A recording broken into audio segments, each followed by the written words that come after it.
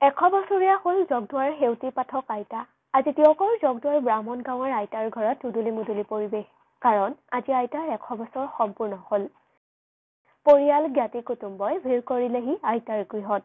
পুত্ৰ বোৱাৰী নাতি আজুনাতিয়ে মৰম শুভেচ্ছাৰে উপচাই অলে শুভেচ্ছা জ্ঞাপন কৰে 100 বছৰ গৰকা সেউতী পাঠক আইতাক।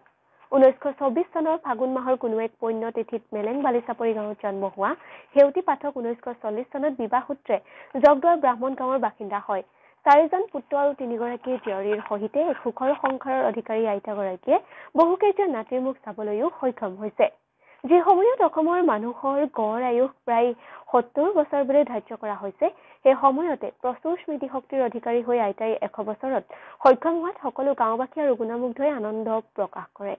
আজি এই শুভক্ষণত বয়োজ্যেষ্ঠ ব্যক্তি হৰেণ পাঠকৰ সভাপতিত্বত এখন সম্বৰ্ধনা সভা অনুষ্ঠিত কৰে গাঁওবাসীয়ে।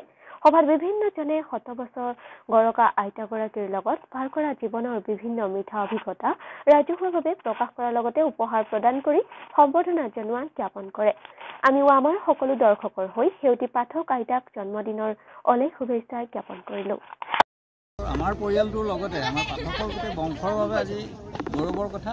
আজি আমাৰ মাক আমি 100 বছৰ ধৰি শুশ্ৰূষা কৰিব পাৰিছোঁ আৰু এই 100 বছৰীয়া এটা অনুষ্ঠান আমি গোটেই আমাৰ পৰিয়ালৰ লগত আমাৰ পাঠকৰ বংশৰ লগ লাগি আমি আয়োজন কৰিছোঁ আৰু সঁচাই আমি অত্যন্ত সুখী আৰু আনন্দিত, কাৰণ আমাৰ মাজত আমি মাক এতিয়াও সুস্থ অৱস্থাত ৰাখিব পাৰিছোঁ আৰু আমাৰ কাৰণে সঁচাকৈ গৌৰৱৰ বিষয়।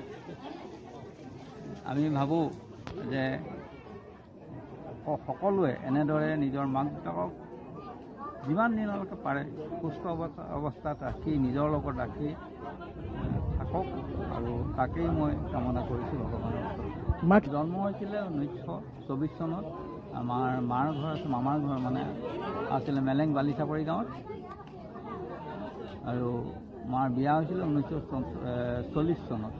আমাৰ ককাই ভাই একচুৱেলি 4জন আৰু ল'ৰা 4জন আৰু ছোৱালী 3গৰাকী। আমাৰ মাজত আছে এতিয়া আমি ছোৱালী 3গৰাকী মায়ে বিয়া দিলে আৰু আমাৰ ল'ৰা 4জনলৈ বিয়া বাৰু পতাই মা আজৰি। বৰ্তমান 3গৰাকী বোৱাৰী আমাৰ আৰু 4জন ল'ৰা বৰ্তমান মাৰ লগত আমি একেলগে আছোঁ। অনুষ্ঠানটোত মাৰ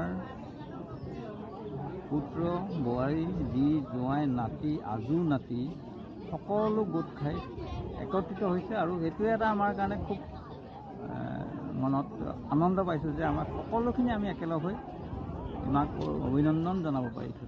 এই গাঁৱৰ সকলো বংশ পৰিয়াল, গাঁৱৰ ৰাইজ, সমূহ ৰাইজ একত্ৰিত হৈ পেলাই এই অনুষ্ঠানটোত সহায় সহযোগ আগবঢ়াইছে। যথেষ্ট দিহা পৰামৰ্শ সহায় সহযোগে আমাৰ সাফল্যমণ্ডিত কৰিছে।